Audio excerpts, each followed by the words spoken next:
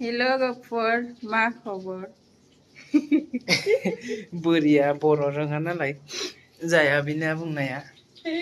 दिनै ब्लगा बर'आव बानायदों आरोना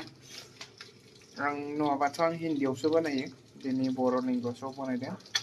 बिथिं ना फ्राय खालामबाय थादों बोरिया ओमफ्राय बेयाव ना होबाय दा बेयाव होबाय गोथांखौ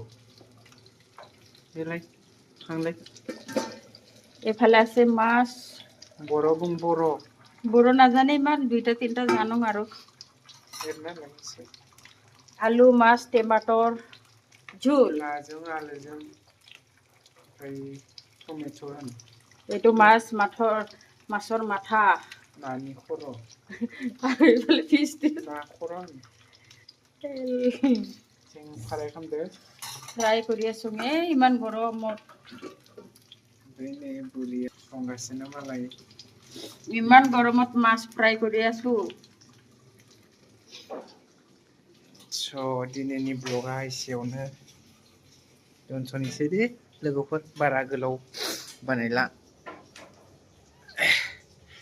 स' बाय लोगोफोर गुड नाइट एसे सापर्ट खालामना हो फल' खालाम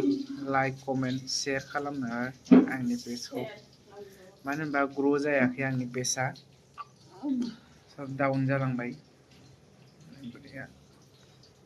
ओके लाभ इउ अल बाय